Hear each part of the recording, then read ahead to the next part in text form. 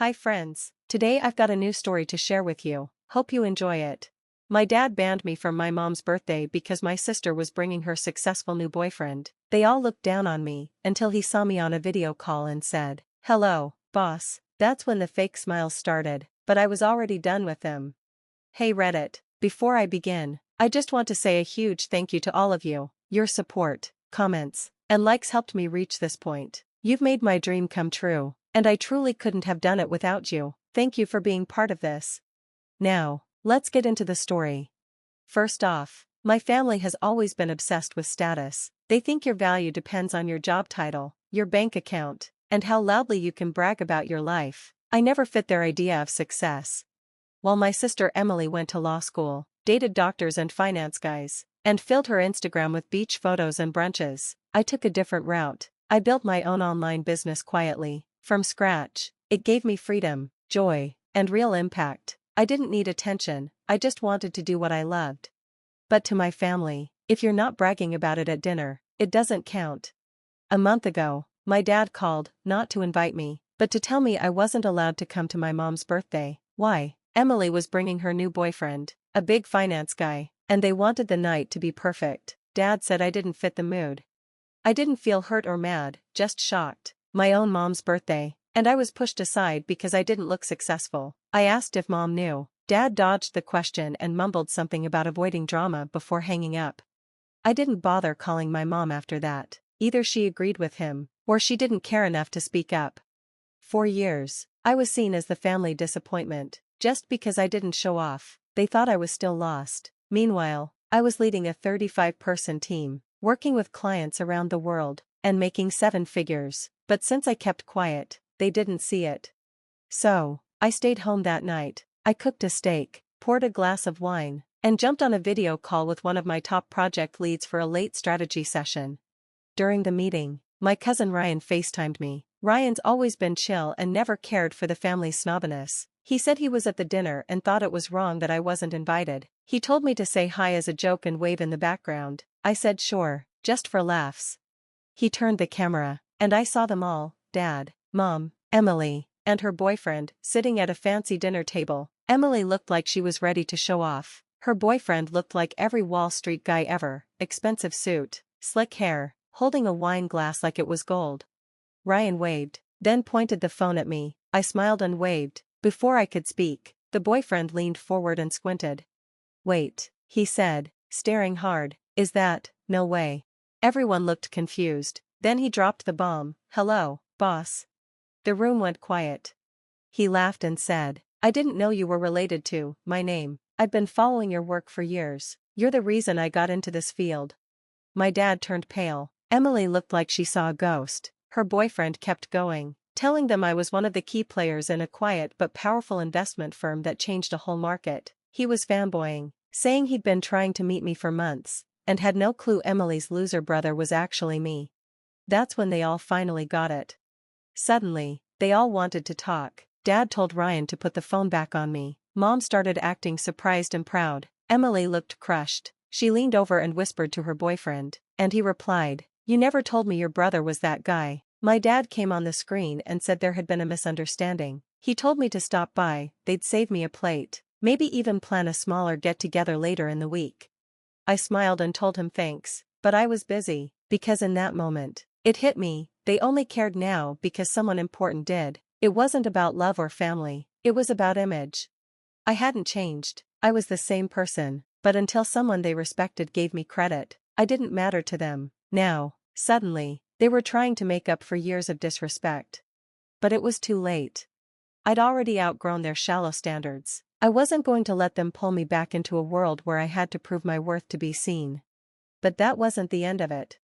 A few days later, Emily called me, for the first time in years. Her voice was shaky, her words unsure, and what she said changed everything. 3 days after the dinner, I got a call from a number I didn't know. I almost didn't answer, but something told me it was someone from the family. I hovered over the decline button, then picked up. It was Emily. Her voice wasn't sharp or confident like I remembered. It was soft, flat, unsure. It didn't even feel like I was talking to the same person. She started with a quiet "How have you been?" Then she mumbled, "I guess I owe you a huge apology." She sounded nervous. It was strange to hear her like that.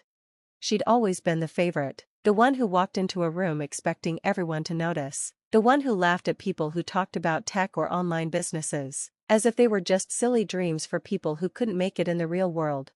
She took a deep breath and continued. She said that after the dinner, Nathan, her boyfriend, was acting different, not mad, just quiet, distant, not his usual braggy self. He didn't talk about wine or crypto, he just thought. Then, when they got home, he sat her down and asked why she never told him who I was. She tried to pretend she didn't know what he meant, but then he showed her his phone, my name, my company, my profile, videos of my talks, articles and interviews where I was called a leader in my field. She was stunned. Nathan told her he'd been following me for over 2 years. He had no clue I was her brother. She said he looked hurt, like she'd kept something important from him, and she had. Then he said something that hit her hard. If you can hide your own brother just to keep up a perfect image, what else would you hide from me? His words shook her. If you're that quick to cut someone out just because you don't get them, how do I know you won't do that to me too? Her voice cracked as she told me this. She said Nathan left that night, not angry, but calm, like his mind was made up, like he saw her clearly for the first time, and he walked away. He told her he needed time to think, that maybe they weren't as good together as he thought. She was crying by the time she got to that part. I didn't say anything. Part of me felt sorry for her, but another part of me knew this was the result of years catching up, years where she'd rolled her eyes at me, ignored me in conversations, and called my work just internet stuff. I didn't expect her to fall this hard, but life has a way of catching up to the stories we try to believe. She asked, no, begged, me to talk to Nathan. She wanted me to explain that she wasn't trying to lie, she just didn't know how to talk about me without sounding fake. She said she thought he wouldn't care because I wasn't corporate like him. I let out a short laugh at that. Not corporate? I had more corporate partners than she had LinkedIn connections. I told her no, not because I wanted to be mean, but because I was done cleaning up their mess. 4 years, I was the one they ignored, the extra in their success story. They never cared about what I did, unless they needed something, and now that someone else saw me, they wanted to rewrite the past. She went quiet after that. The crying stopped, her voice changed. Come now. She said she understood, then she told me something I didn't expect. She said Mom cried after the video call, after Nathan recognized me, after it all sank in. She just sat in silence, then went to her room. She said Mom told her she felt ashamed, that she didn't know how to face me anymore. That hit me harder than I thought it would. I'd always believed Mom just followed Dad's lead, that she stayed quiet out of habit, but hearing that she cried, that she felt something, made it harder to hold on to the anger. Still, it didn't change how she let them treat me, it didn't erase the years of silence. The next day, I got an email from Dad. It read like a formal letter. He even titled it, Sincere Apology and a Request to Reconnect. I almost laughed. Inside, he wrote a careful apology. He said he misjudged me, that he thought I was lost, wasting potential, that he didn't understand my work because I didn't explain it in ways he understood. He said he now realized his idea of success was too small, and maybe even wrong. He said he wanted to fix things, rebuild, start over as a family. He suggested dinner, just the 5 of us, said he wanted to finally hear about what I do. I didn't reply, not to punish them, but because I had finally found peace, without needing their approval. I had built a life full of people who saw my worth before it was proven. And I didn't want to be noticed now just because someone else had put a spotlight on me. 2 weeks later, Ryan texted me. Nathan broke up with Emily, this time, for real, no break, no waiting, just over. He said Emily was heartbroken. My parents were trying to comfort her, but things were cracked now. Their perfect picture was falling apart. Their story didn't hold up once the truth came out. A few days later, Mom called me. Her voice was soft, more fragile than I'd ever heard it. She didn't pretend everything was fine. She didn't start with small talk. She just said, I miss you. I miss my son. She told me she was sorry, that she regretted letting Dad control how they treated me, that she felt ashamed for not standing up for me more, that now, every time she heard about my work, it made her feel both proud and guilty. Because I had done all of it without them, and now she was afraid it was too late to fix things. I didn't yell, I didn't blame her, I just told the truth. I said I wasn't angry anymore. I had already grieved the family I wished I had, and now I had something better, real peace. real people, and a real sense of self. I said I still loved her, but I wasn't going backward. I wasn't going to sit at a table where I used to be the joke just because now I was the success story. She cried. I let her. We talked for another 10 minutes. She didn't try to change my mind. I think she knew she couldn't.